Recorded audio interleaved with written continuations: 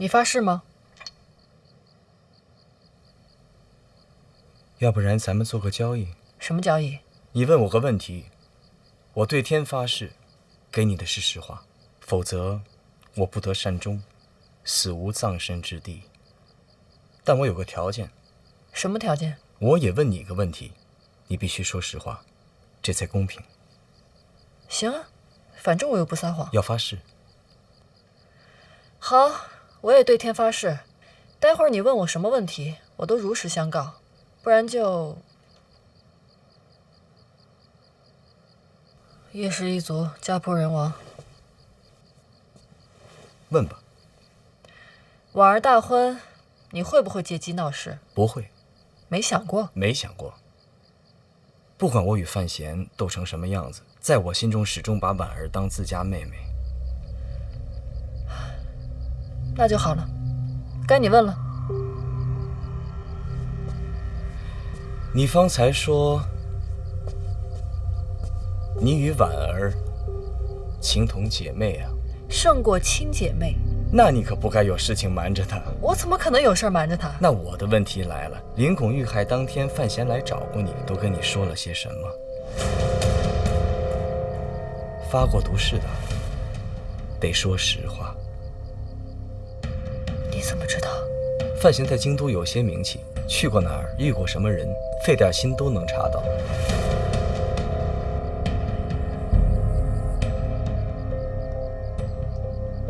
怎么？难不成你跟范闲之间有什么不可告人的秘密，瞒着婉儿？不是的。那是范闲来找我，就是问我件事儿。问了什么？你看见林拱与那2个牛栏街刺杀的女刺客见面，是你把这消息告诉范闲？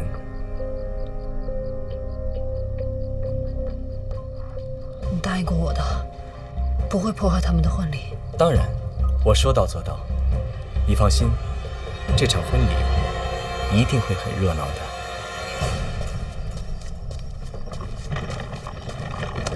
院长回来了。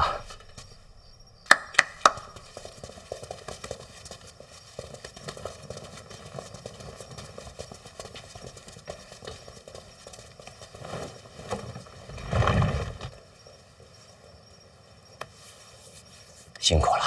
应该的，还扛得住。那具尸体你看到了吗？看到了。怎么死的？利器穿刺而亡。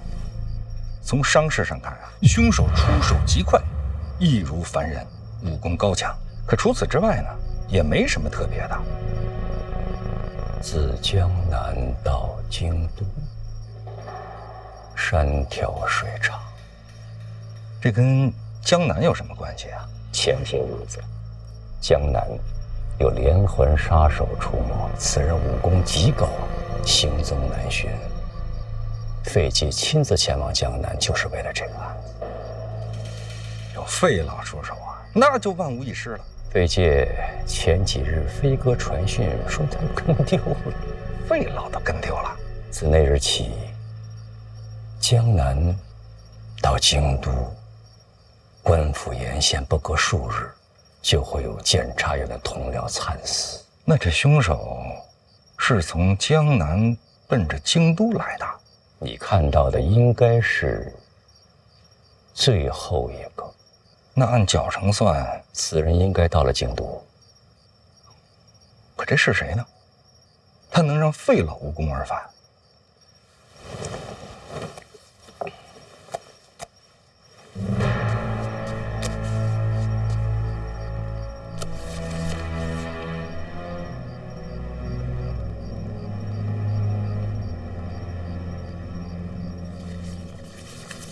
从这伤势上看，跟我今天见那尸体一模一样啊。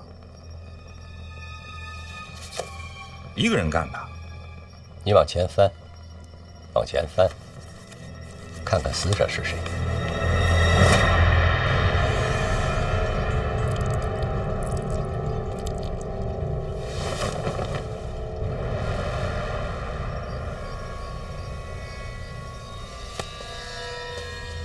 园长，那这个消息我能告诉小范大人吗？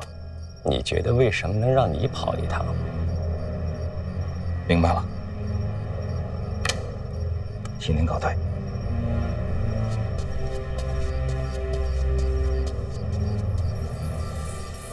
林拱被杀时，不是没有怀疑过范闲，但当时范闲反驳的理由就是他并不知道林拱与刺杀有关，所以他根本没理由杀林拱。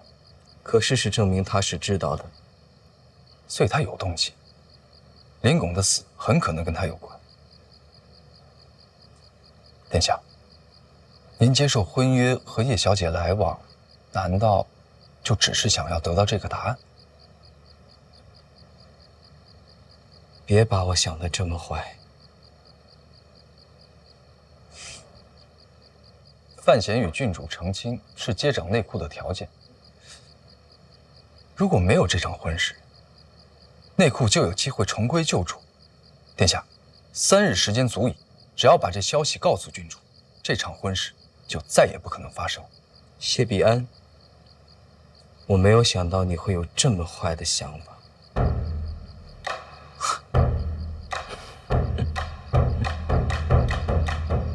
你是说有个连环杀手从江南到京都一路杀人？是。然后从死者伤势上看，跟从前的一个验尸结果类似。没错。那这所谓的从前的这份验尸结果，死者是谁啊？林拱。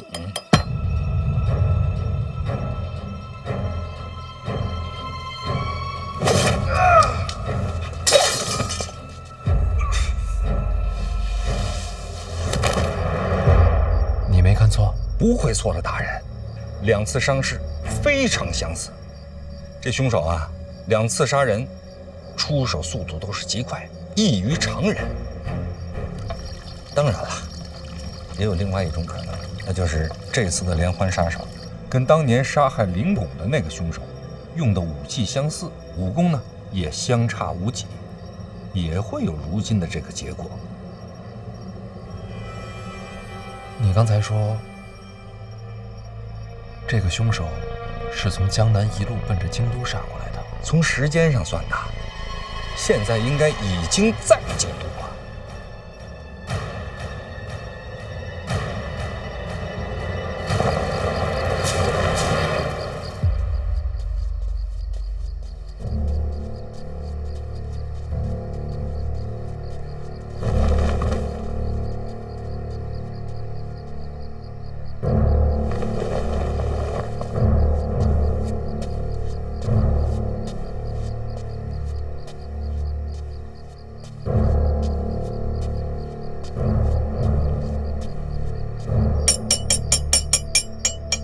从我记事儿起，你就一直守着我。只要有你在，我就什么都不怕。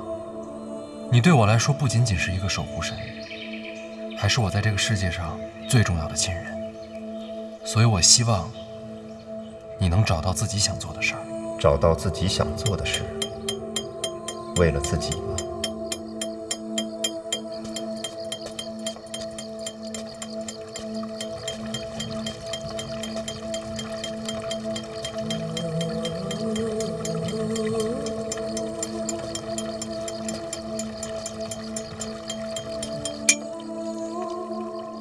谁？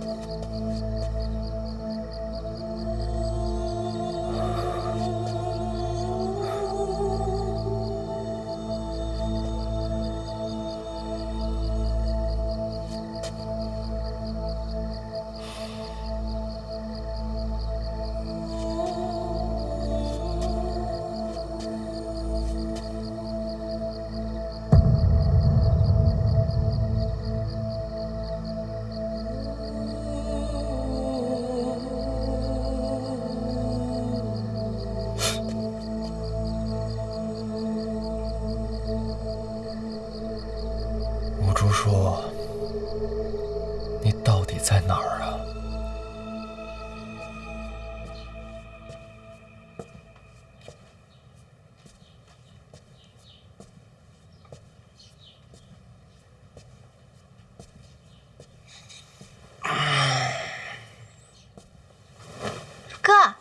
醒啦！姨娘，哥醒啦！大仙醒了，睡好了吧？姨娘来了。哎，叔叔，你先出去啊。我换个衣服啊，姨娘。不用，正好是衣服。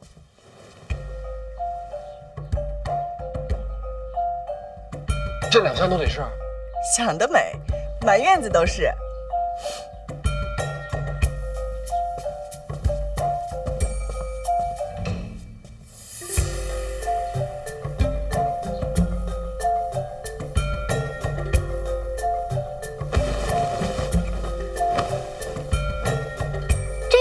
这个颜色我试试。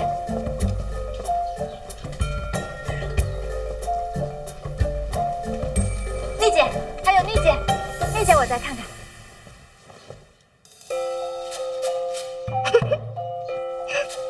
看来啊，真是如意郎君，小姐都笑开花了。不是，我在想，范闲这个时候应该也在试衣服。那肯定呀。你觉得他会逃吗？逃什么？逃婚呀！我觉得这就挺好。你觉得有什么用啊？得一件件试。你们先试，我出去一趟。走，是别想了。太折腾了，我受不了。折腾，这才最外面一件，3套内里都没到呢。我死了得了。说完再死。叔叔，你从小最听话了，你放哥走吧。哥，我也是心疼你。你明明在笑。有吗？我早上没吃东西，心里慌。边换边吃。我接手。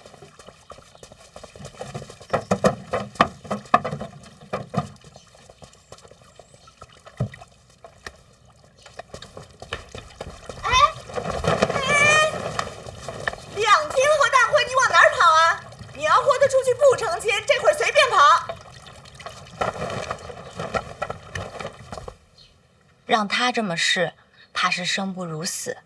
您怎么知道啊？我了解他呀。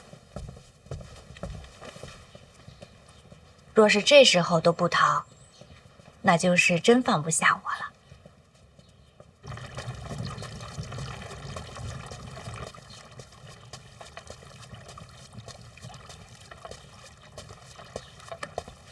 不跑了？来吧。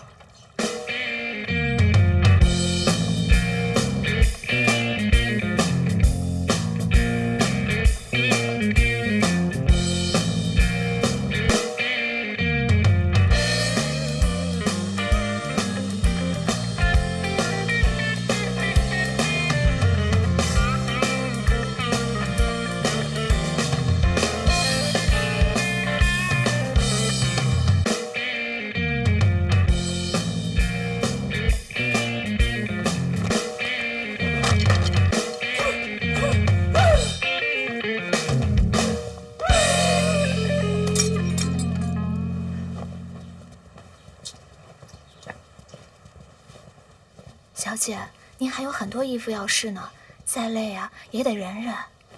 他不逃，我就不逃。婉儿，婉儿，灵儿，你来的正好，我试了好多衣服，都快挑花眼了，你快帮我选一选。我有要紧事。你们先歇会儿，都下去吧。都下去吧。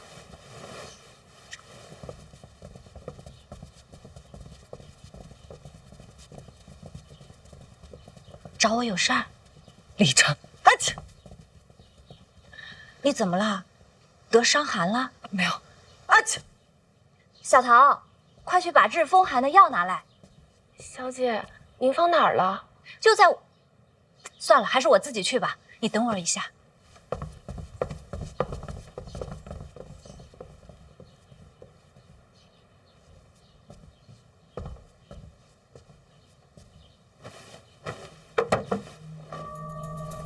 谁？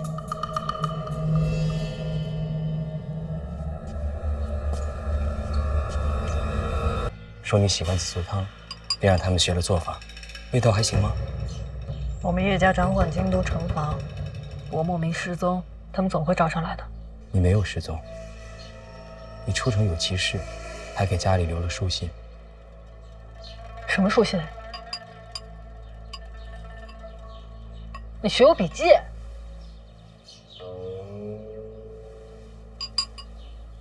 不喝了。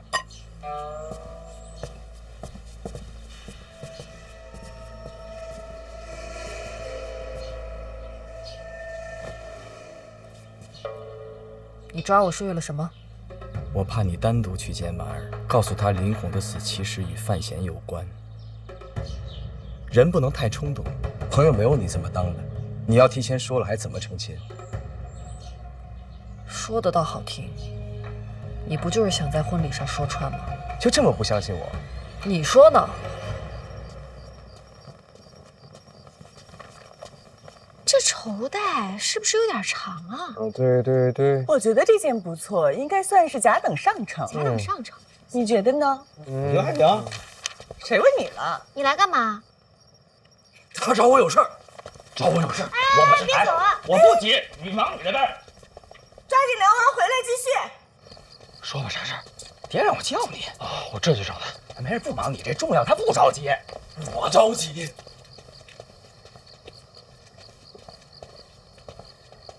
爹，爹，您找我？哎呀，哎呦，哎呦，还真是挺合身。哎，您说合身，那就定这事了。不，我没说，我说了不管用。哦，是真受不了了，这一箱一箱的，什么时候是个头啊？哎呀，人生大事得要周全。不是，这一件又一件的，看着都差不多，有什么区别呀？谁说不是呢？您当年也这么试的？我试的比你多。那您怎么过来的？熬过来的。哎。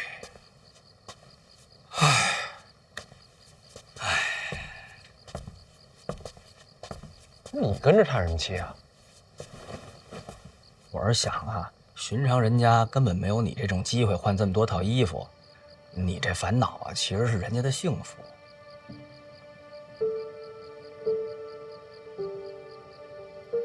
我说错了，你是范思哲吗？你能说出这话？我这次北上啊，见了太多了。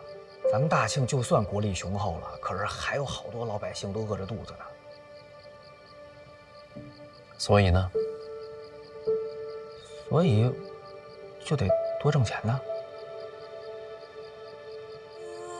我多挣钱就多开铺子，最好铺满全天下，什么大庆啊、北齐啊，哪怕是东一城都开铺子。那铺子开的多了，来做工的人也就多了。我没想的太大太远，就想着让所有人都吃上饱饭。说的没错。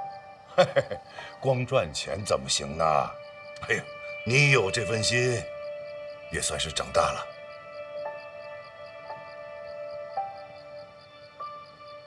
范闲啊，叫你来是有些事儿，要你自己衡量。你这次大婚惊动了整个京都，一个呢，你有诗仙之名；二一个，将要接受内库；再一个，陛下亲自指婚。如今朝堂上下各部官员都等着上门贺喜，咱们家就这么大，塞不下满朝文武。喜宴名单你怎么想的？我提醒一句，请谁都好说，难的是筛掉哪些。来不了的人心里难免有刺，天知道什么时候就推你一把。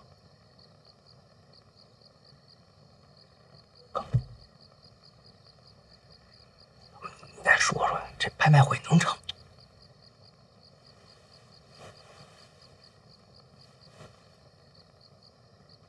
所以说，请谁不请谁，都不合适。是这道理。那就谁都别请了。成亲不设宴，说不过去。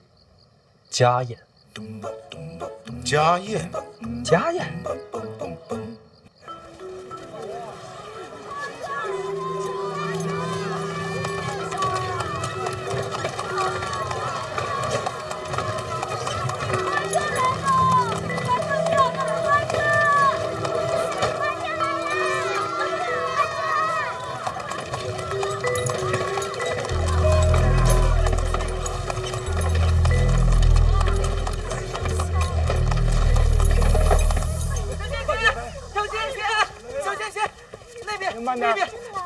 那边来了个大家伙，可漂亮了。他们都是奔你来的，你知道吗？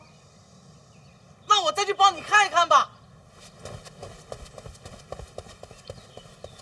从信阳到京都一路咋过来的？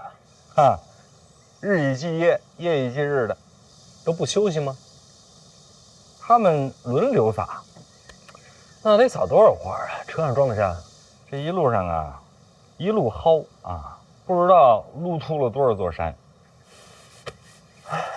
他是我亲自赶出京都的，如今大张旗鼓来给我送礼。毕竟他是郡主的生母嘛。他要是爱屋及乌啊，就不是李云瑞了。哎，来了。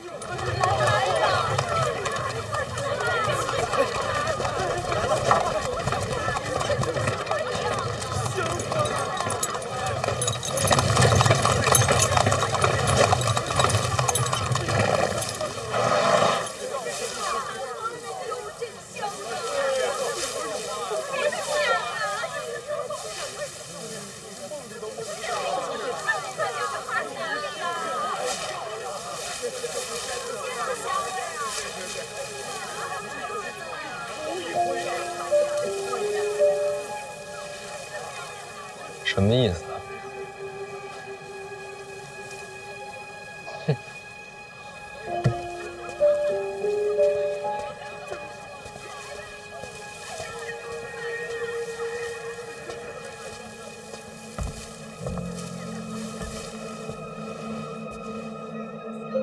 好久不见。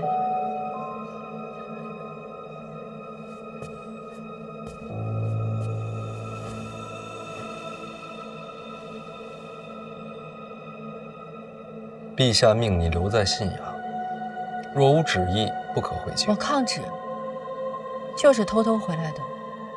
你现在可以去告我，一告一个准。回京都是想做什么？给你的。别怕，只是我的一份贺礼。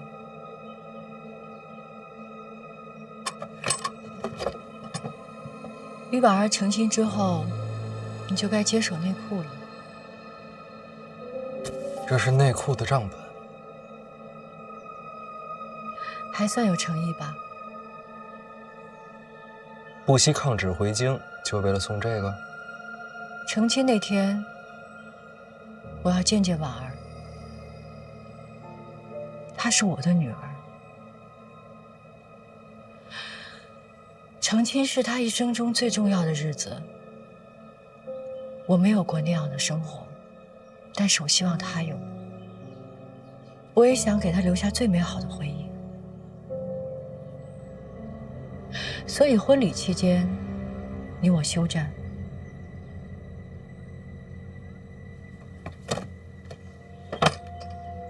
那婚礼之后呢？那还用问？你死我活。就没有想过我不答应？刚刚说了，可以去告我。我只做我想做的事情。你怎么选，我都接着。在京都住几天？看我高兴。住哪儿？反正不是范府。藏得好点儿。该叫我一声娘了吧？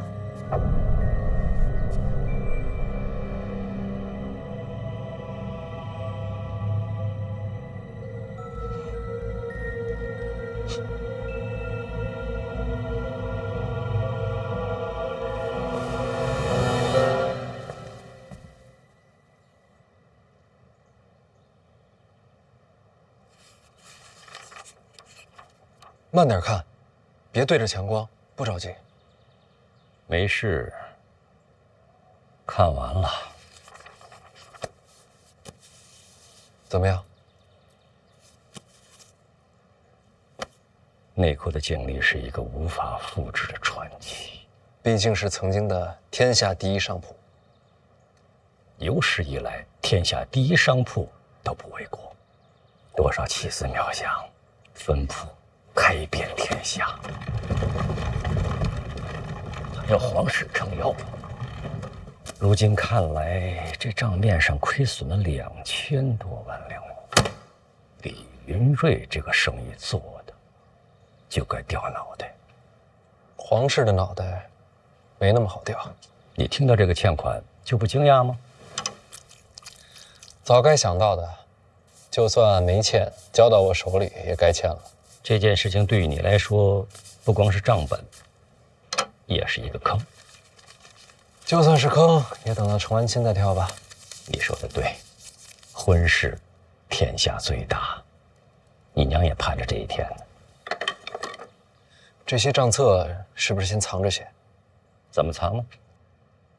人家撒着花送来的，不如大方点。大方点。现在通知8处的人过来抄录，正好，你也用一下你娘留下来的宝贝。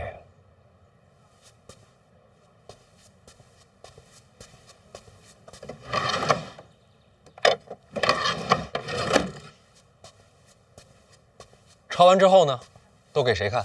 该看到的都可以用。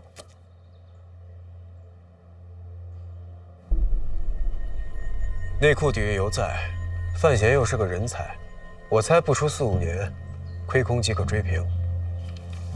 这账本大张旗鼓的送来，该知道的都知道。天下商贾逐利而行，既然知道欠债，谁还敢跟范闲做买？这亏空只会越滚越大。半年之内若无转机，他就得把内库吐出来。哎，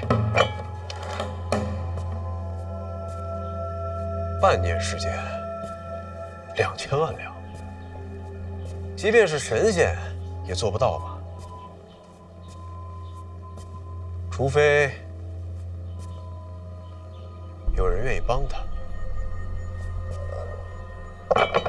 范闲入京以来，有没有明确的表示过要投效东宫麾下？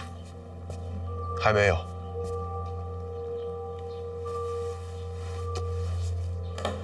2000多万两的大坑，换个礼尚往来，不过分吧？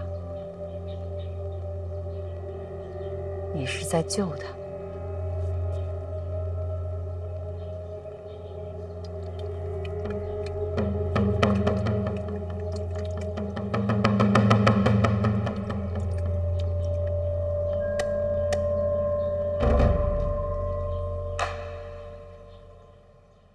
想救你的人不多，落井下石的人不少。毕竟数目比较大。是2只眼睛都看不清了吗？不，就这只。啊，应该是老花。毕竟2000多万，你就一点都不上心啊？先不管他，成亲了再说。别着急，欠款的事情，陛下知道，我也知道。我不着急。其实我这次来啊，也不全是为了这事儿。连环杀人的事儿，王启年和我说了，凶手看清了吗？我猜想着你当天就会来找我。这事儿要能摊开说，您就不会转个弯让王启年跑一趟了。你小子可以做官，是吴主书干的吗？不知道。从江南一直杀到京都，见过他的人都赔了心。那这些天呢？这些天京都平安，凶手好像是销声匿迹了。那就不是他。吴珠忘记了很多事情，如果再来一次呢？如果他连你也忘记了呢？甚至对你出手，该怎么办？您这老花，我给您想想办法，一定给你解决。如果真是他的话，怎么办？我成亲，您来不来？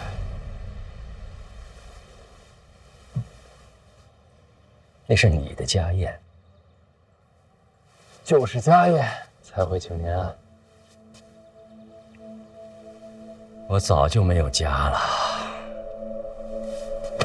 这不还有我呢吗？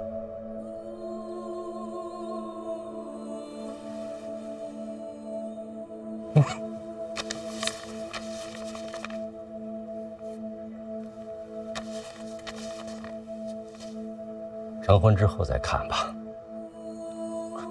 这是随礼，人不去礼不随，不合适。陛下没旨意？没有旨意。那这是抗旨啊！上旨什么时候抗过娘？抗旨可是重罪。我不在乎。你出嫁，我要是不回来，那才是重罪。母亲大人，我这辈子有一点是认准的。什么？这天上地下，我李云瑞最美。虽然有人眼下看不到我，但也不是我的错。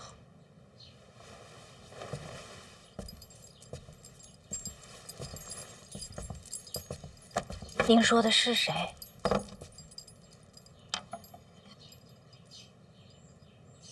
那不重要，我那样说，就是想告诉你，我一定要来京都，因为我要亲自替你梳妆。在这人间，如果我允许有另一个人比我更美，那个人必须是你。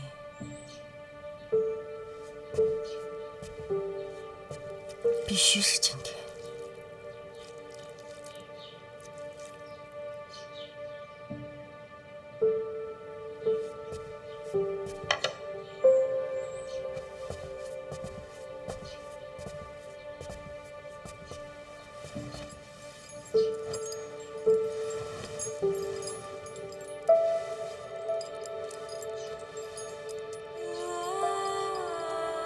从小到大，你都是孤身一人，过得不快乐。如今也无法弥补，只有今天，让我尽一次母亲的责任，让我亲自将你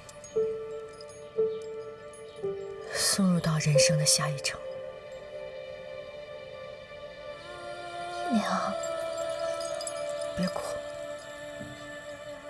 现在胭脂刚好。娘，以后能不能不要再跟范闲争斗了？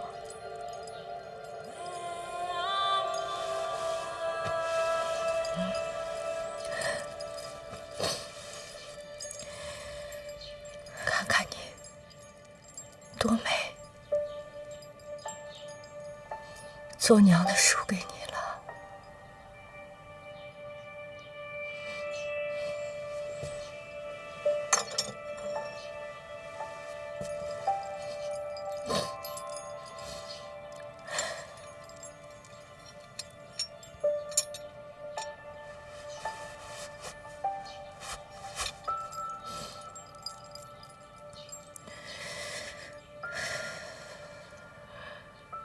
该做的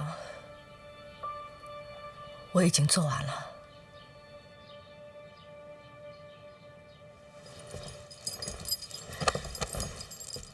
您要去哪儿？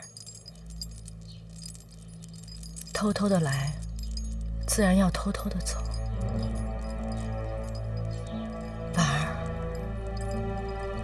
我没有过过你这样的日子，我羡慕你。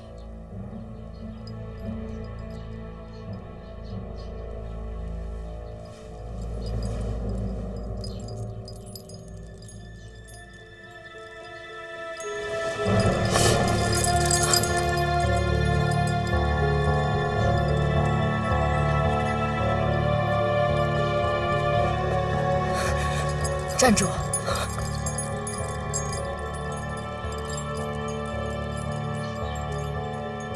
从今往后，把我这个娘从你心里给挖出去。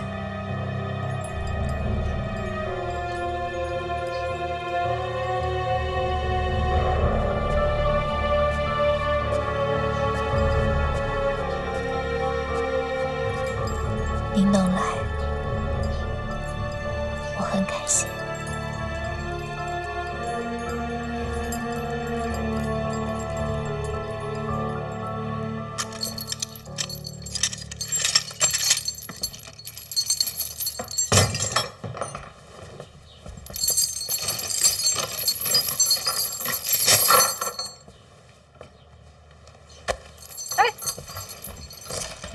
去哪儿啊？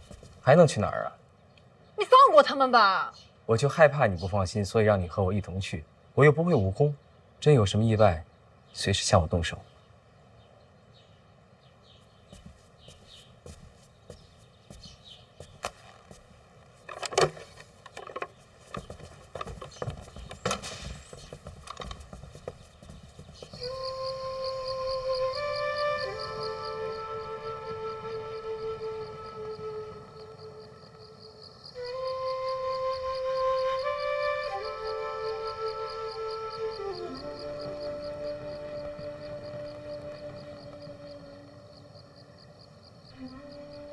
这马怎么还停这儿啊？往那边走，马车停那边。哎，两位，受累啊，把马往前走走。来，马车都停那边去啊，停那边去了。哎，这边几位，来，咱把马牵那边去，好不好？哎，辛苦啊，辛苦。哎。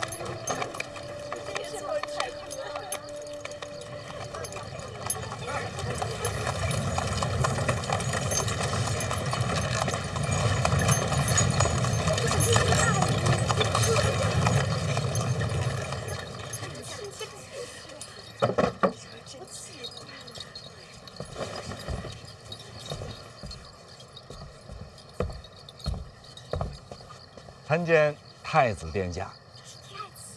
你是那个王启年哦？带礼物的，跟我进去。我知道你要说什么。家宴，你们就不用跟着了。都谁到了？那。让开！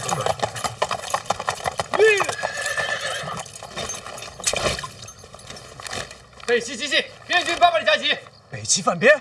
不是，无关战事，是北齐那边写给范大人的书信。一封私信，边军800里加急是何事吗？写信的是北齐皇帝。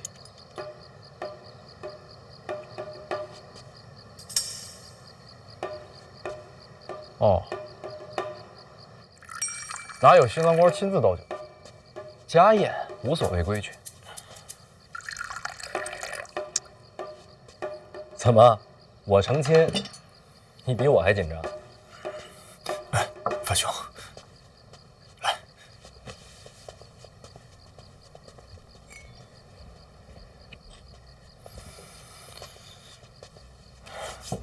若若姑娘在府里吗？怎么着，还没喝酒呢就想跟我耍酒疯？宫里消息，你大婚之后就是我和若若的婚事。若若不想嫁。范闲，这是圣旨，我和若若愿不愿意不重要。可是她不想嫁，那怎么办？难道要抗旨吗？其实我对若若一直观感很好，既然如此，那不如接触接触。我的为人你也该放心。那圆梦怎么说？哎，圆梦那都是过去的荒唐事。抱月楼的事情，我真没有参与。我相信你，我也原谅你了。但若若不会嫁给你。赐婚的事情，谁还能拦住陛下的旨意啊？恭喜恭喜啊！太子殿下，见过太子。大哥，那什么，这东西都放到里边那院子去。哎，看见新奇的物件不要乱碰，听见没有？我来啊，也没什么别的事儿，就是跟兄弟们来蹭个酒。那个，修好了吗？啊，修好了。北齐小皇帝给你写了封信，你快看看。哎。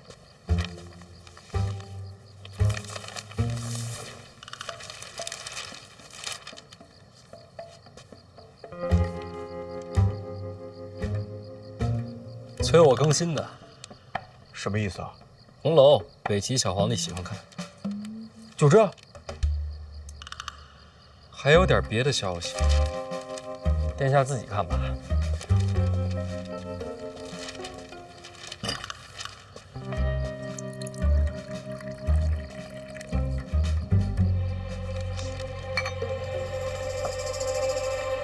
天下4大宗师苦荷要收若若当关门弟子。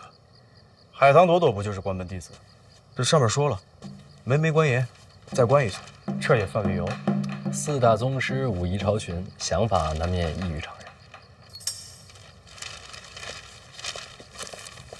送到宫中，交由陛下点朵。这就安排。行了，都坐吧。哎，范兄，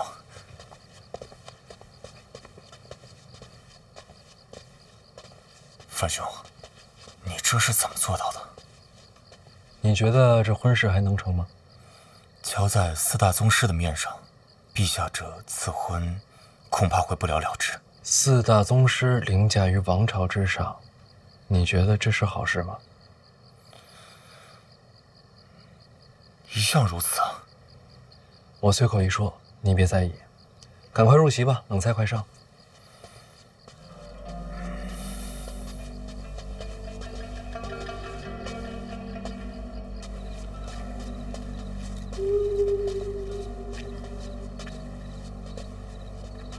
这厅上怎么没人了？对呀，怎么没人呀？你不用一直牵吧？谢边不在，万一有刺客全指望你了，牵着我心里安心点。我护着你没问题，但你可答应过我，不破坏婉儿大婚。你要是实在不信，不如这会杀我。你看。 我一个人又不会武功，动手不难，一了百了。你要是在婚宴上胡说八道，我肯定动手。那就说好了。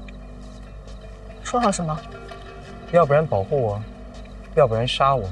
我这条命啊，就先放你这儿了。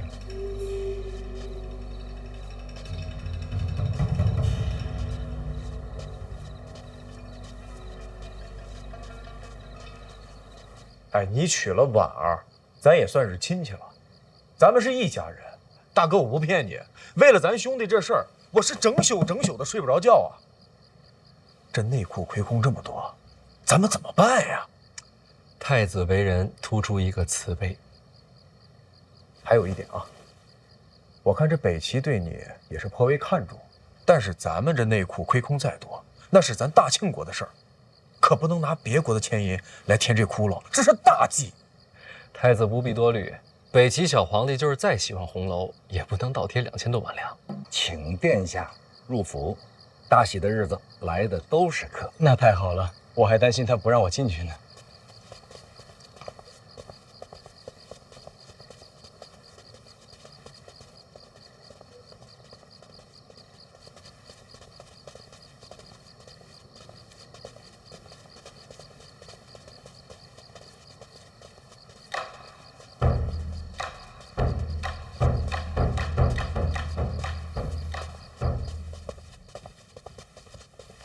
殿下请。哟，都在呢。见过太子殿下。哎，二哥不必多礼。啊，没行礼啊。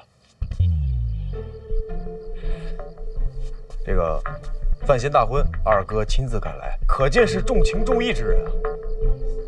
只是抗旨这事儿，若是陛下怪罪下来，哎，兄弟几个，咱们一起帮二哥担着啊！你是说禁足的事儿啊？啊，请过旨了。晚儿大婚，向陛下请了旨，过来凑凑热闹。那是好事儿啊！我还白替二哥担心了。罪过罪过，自罚一杯。哎，我随一个。真是难得呀，世上有这样的兄弟。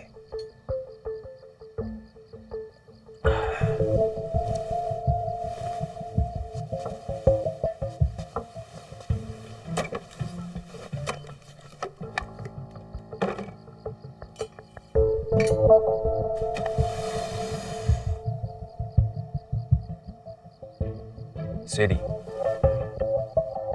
多谢。打开看看。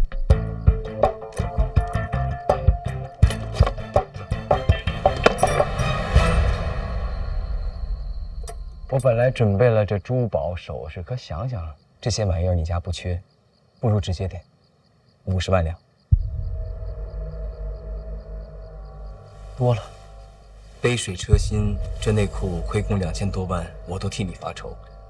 不愧是亲兄弟呀！什么？太子刚刚也替我发愁。嘿嘿，太子仁德我是远远赶不上。咱们还是想想俗人那一套吧。你接手内裤也算是百废待兴，买卖还是要做起来的。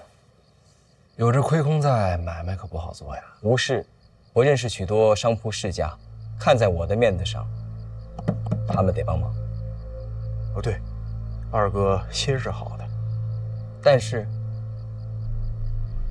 嗨，这商人啊，他是无利不起早。你今天拿了他的，明天怎么办呢？个个都来插手内裤财权，这还了得呀！不过我就说啊，二哥呀，不像那些商人一样啊，商贾逐利的，他心肯定是好的。太子真是好眼光，可咱们总不能让这内裤毁在咱们小范大人身上吧？对呀，自家兄弟怎能坐视不管呢？亲兄弟还能自相残杀呢？怎么着，太子，这钱准备你出了？这2000万两要是我能拿出来，那这事儿可大了。那不等于白说吗？明天后天，如果范兄有时间的话，可以来我府上坐一坐，办法总是有的嘛。太好了，从此以后啊，这监察院跟内库都归于太子麾下。哎，二哥这玩笑可不能乱开啊！我可不敢像二哥一样私下结党。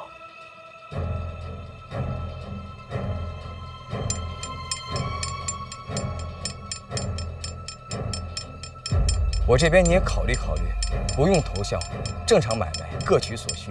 对，各取所需，后患无穷嘛。总好过卖身求荣啊！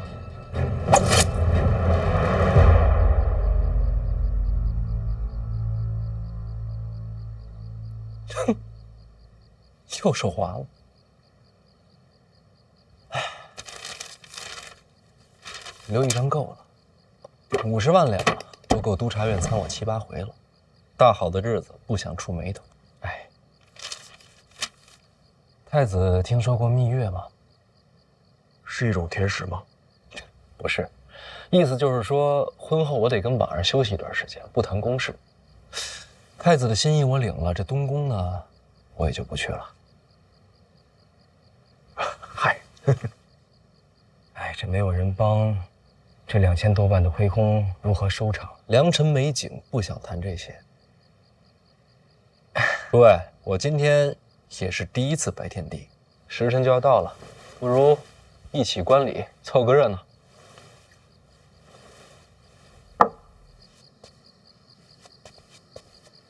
良辰已至喽！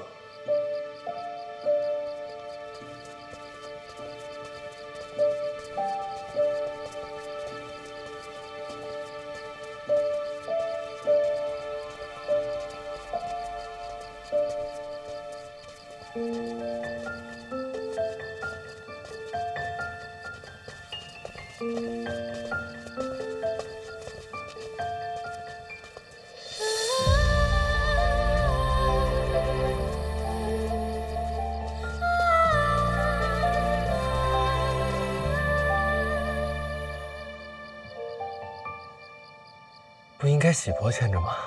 这差事是我抢的，重要时刻我要见证。两心一线，永不分离。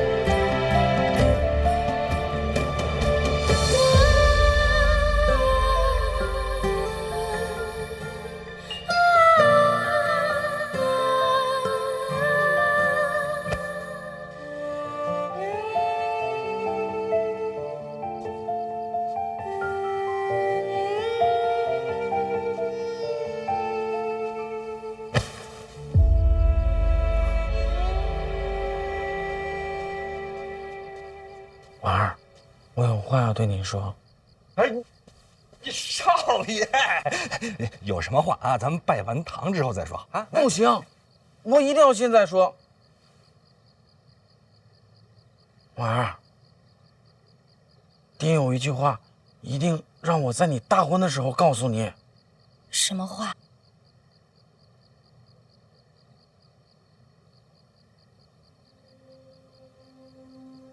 他让你一定要照顾好大宝。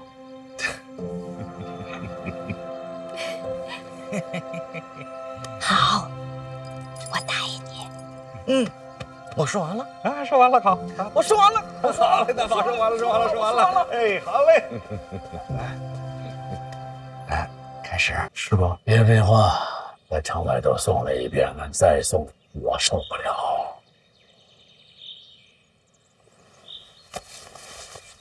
哎，对婉儿好点儿。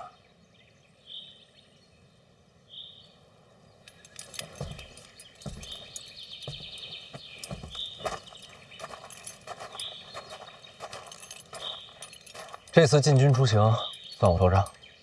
我进军演练跟你有什么关系啊？演练？我最近刚想起来，进军这么些年，演练太少了些。这么下去，如何临阵啊？今日出京，不就是为了好好练一练？什么叫做千里行军，破山开刀吗？多谢。谢我什么呀？我练我的兵与范提斯何干？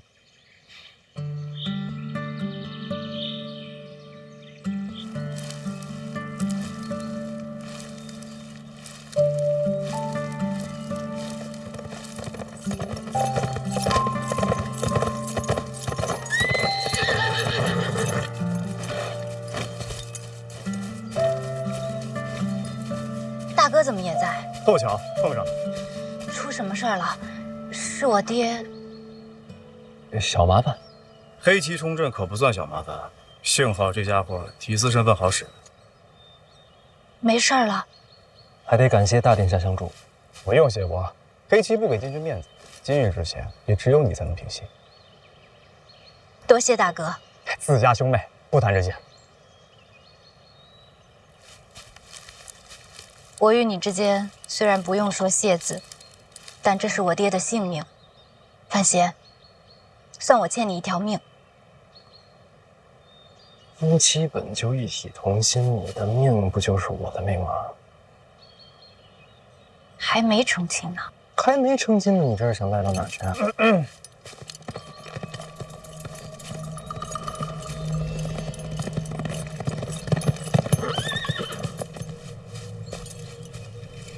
陛下口谕，宣大殿下与范闲入宫见驾。撤！这么快？父皇震怒，你就推到我身上，就说是我要送你下。不行，这是抗旨，你扛不住他。陛下旨意让林相告老还乡，别的旨意我没听过。等大宝醒了就送他回去。放心，没事的。我跟你一起进宫。那就全完了。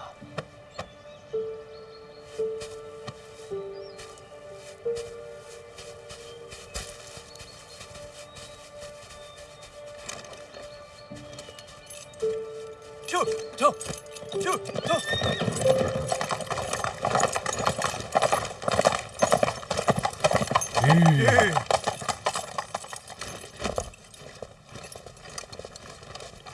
小人在此为二位引路。父皇在哪儿见我们？御书房，请。若是重罪，多少刑都会拿捏。我在殿上，那就还好。洪公公，我能吃吗？请。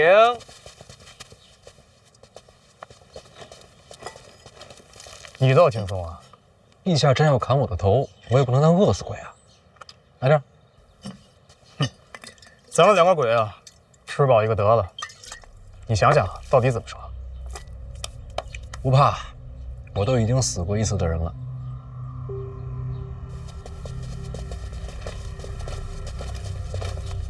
哎，怎么了？可能是脚扭了，没事，你先走着，我给他正一下。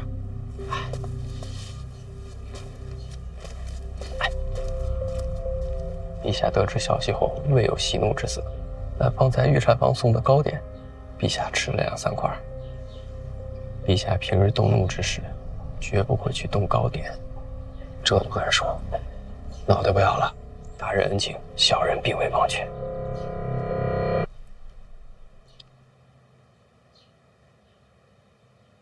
陛下，他们都候着您呢。传大皇子。是。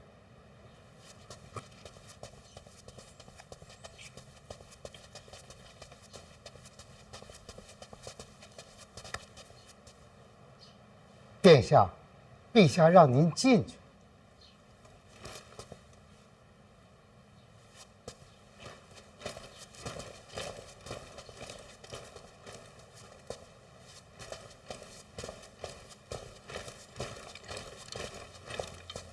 父皇，听说最近你跟范闲走得很近，确有其事。朕想问问你，你这次前来是为他求情呢，还是为自己开脱呀？儿臣想替我们俩求情。为什么替他求情？儿臣看他有些顺眼。看他有些顺眼。来，坐。坐。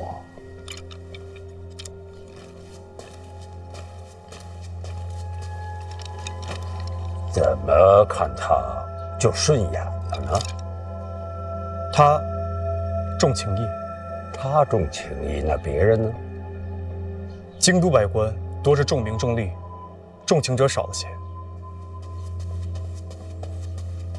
陛下，户部尚书范建求见。让他等着。是。刚才你说诸子百官重情者少，知道为什么？儿臣不懂。李成儒，你是一个忠厚之人，不懂为好。儿臣常年驻守边境，眼光见识是浅薄了些。浅了好，安心省心。去吧。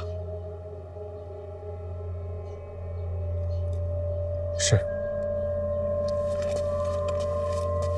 哎，把范家父子叫进来。是。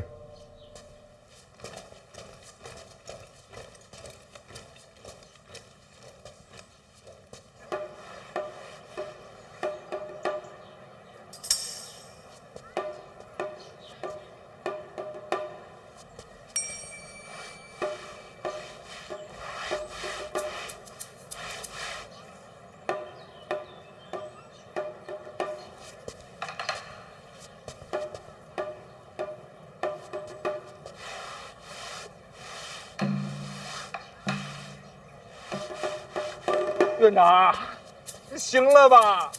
继续擦。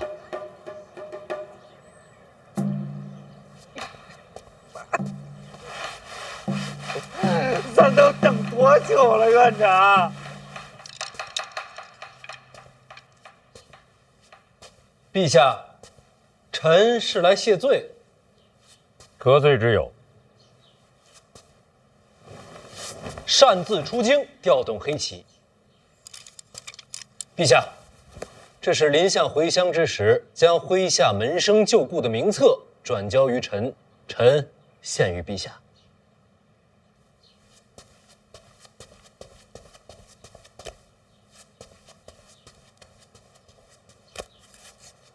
范建，你来干嘛？臣，袖子里头装着什么东西？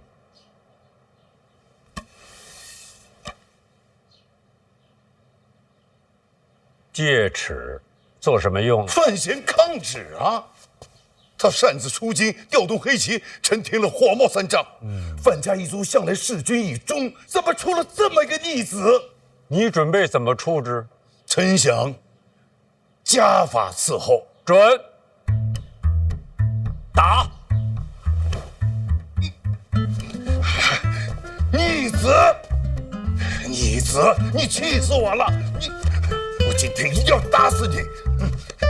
我今天一定要打死你！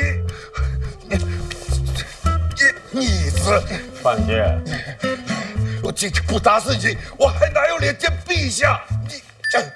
好了，别装了。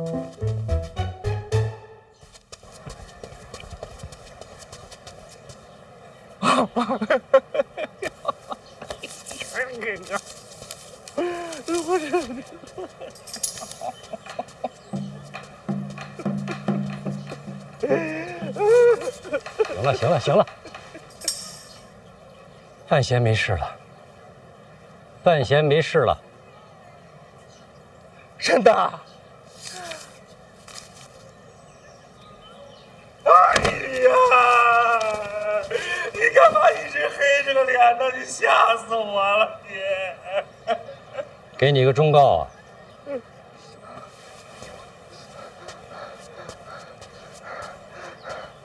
人不要太聪明了。属下记住了。那属下就回府里去等小范大人了。哎，既然来了，帮我办完事再走吧。你说，是要告诉你们一件事情，范闲，该完婚了。啥？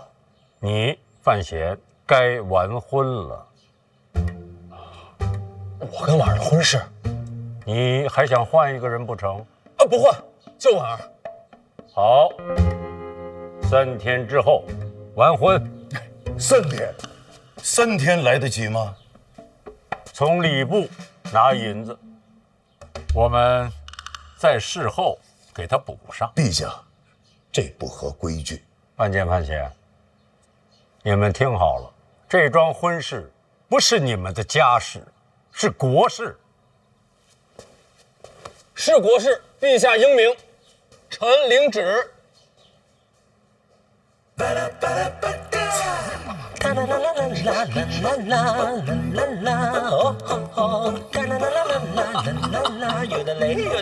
怎么样？哎，有事没事？成亲了，回头来喝喜酒。亲，范大人，小范大人，哎，他要成亲了，我去宣旨。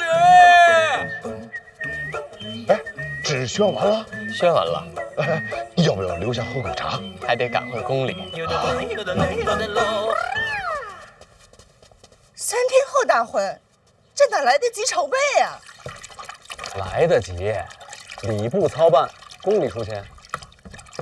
我早说过，以我哥的才华，陛下肯定会宠着。哎呀，你呀，就这样把纸接了？哎呀，没问题。你稳重一些。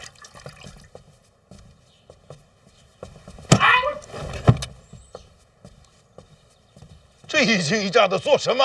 爹娘，哥姐，咱要发财了，这是无本的买卖。什么无本的买卖？听着跟劫道似的。说这么难听啊？什么叫劫道啊？你成亲这档子事儿，可比劫道挣得多多了。什么乱七八糟的？你想啊，宫里出钱，礼部操办，这咱家不就是没有本钱吗？皇恩浩荡，这是多大的荣耀啊！倒是这道理，对吧？等到那个时候，那京都这么些名流、文武百官，那不得削尖了脑袋往里钻呀？你是说人来的多，礼金就多？他想的恐怕不是人多，他想要人少。要么还得说你是我哥呢。那人少，礼金不就少吗？这都什么情况了？你还在乎那点礼金呢？不重要，礼金还不重要，资格最重要。什么资格？入席的资格呀！你想谁不想吃这顿饭呀？到时候咱这就得大办，能办多大办多大，得让北齐都能知道。但是呢，能够进范府的机会，入席的资格越少越好，越精越好。就得是那些个京都的达官显贵，要进不了咱家的门，就是臊子都出不了门。饥饿营销啊！人要来了，也不能让人家忍饥挨饿，是吧？也得好吃好喝好待遇。那请谁不请谁，不都得罪人吗？不得罪啊，咱摊开卖呀，公平公正，价高者得。就是哥发明那词儿，拍卖。咱嫂子皇家郡主够可以了吧？他要是成亲，他那几个哥哥不得来吧？太子得来吧？皇子得来吧？那满朝文武都得来呀！到时候这得吵到什么价去？人脑子打成狗脑子！这趟拍卖会必须由我来主拍，我来操控节奏。哎，你是偷偷回来的，最好别露面。那无所谓，已经都这种局面了，谁主拍都一样，姐你主拍都行，是吧？到时候这些人一来，咱们这些，哎呦哥，可能还得麻烦你，你再多娶俩，是吧？这产业一形成，这咱马上就成庆国首富了。我这辈子可就娶网上一个，不多娶了。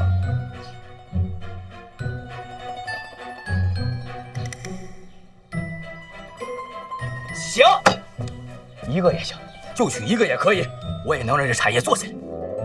你是说等你成亲的时候再来一轮？那不，我成亲谁来没用，他就得犯闲。不行，咱就这么着，只能委屈一下我嫂子了。过2年呢，你找个茬儿，就把我嫂子给休。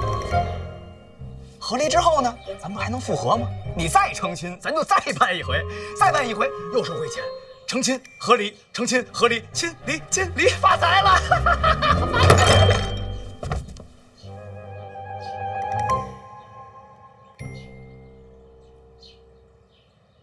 坐下。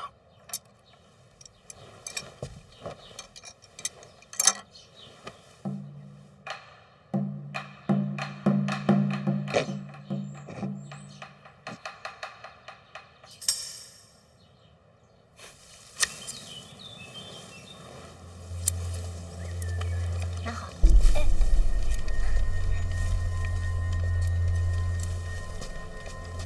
看这个，喝水，喝水吧。来，沏油茶。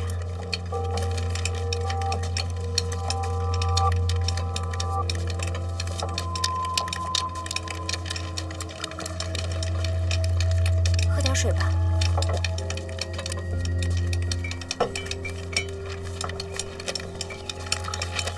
把这些送到那边去吧。我这里，给我吧。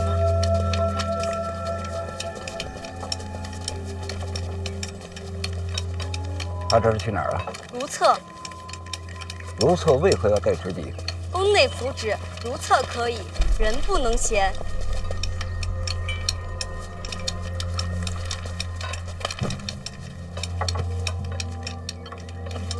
参汤。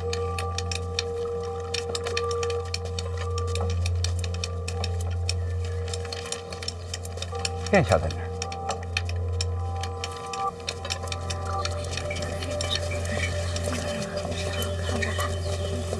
这个好看，这个行。我这边好了，把晕倒的那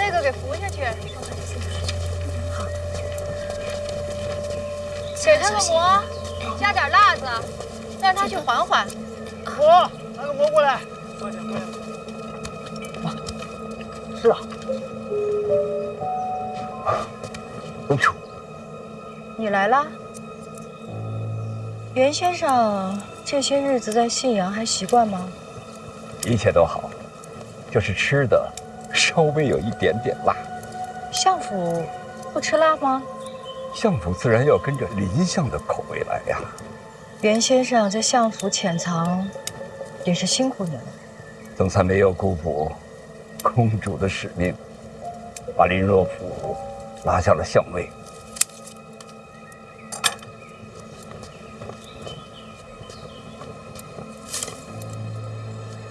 他在不在那个位置跟我没什么关系，咱们这出戏都是那位在搭台，我们不过就是跟着配合。这个先生应该不会不知道吧？知道，但是我得装成不知道。骗人不如骗己，聪明。不敢，不敢。哦，对了，你不能吃辣是吧？过来，把先生府里的厨子都斩了，再换一批。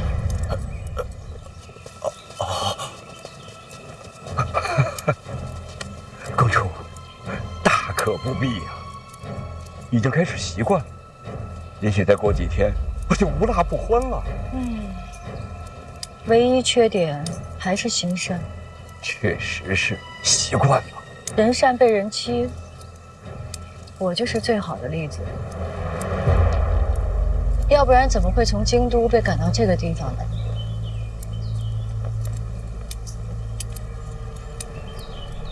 先生，看我园子里这些花还艳吗？您这是？婉儿大婚，礼要备上，金石珠玉，俗气难耐，还是美一些才好。就是这花剪多了，显得难看。灵莲，这又是一团剧醋，伤了根本，得备些花肥。公主心善，真是名不虚传呐。为人一世，自当如此。这些人，信阳所有商铺最好的账房都被我召来了。北赵。大婚之后，内库交给范闲，我把所有的账目替他理清楚，也算是份贺礼。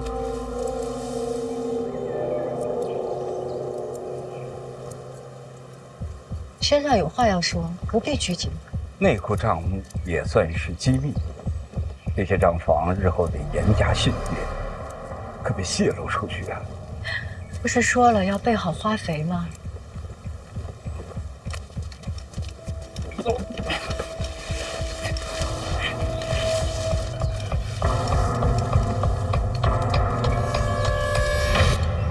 再到明年，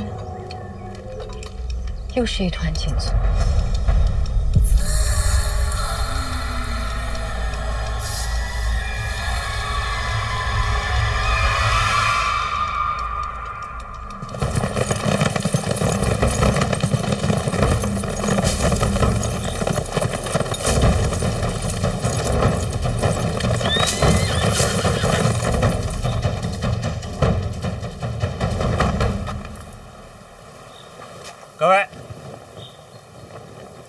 各位，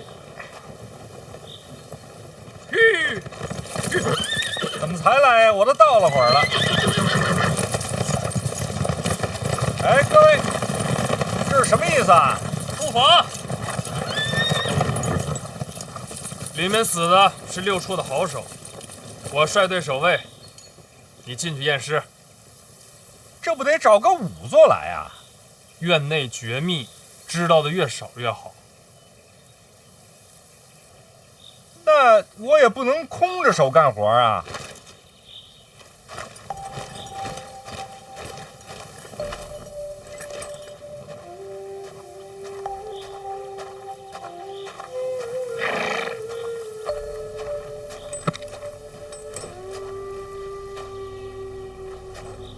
陪我一起吧。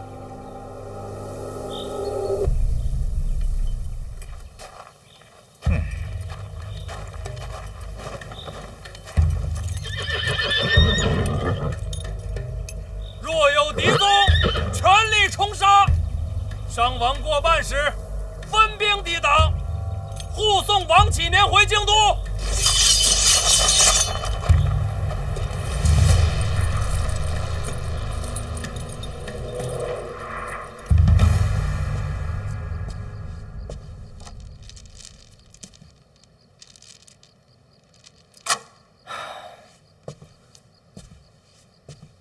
这些已经是最上品了，总觉得差点意思。范闲大婚，殿下未免也看得太重了。禀报殿下，一家大小姐求见。进。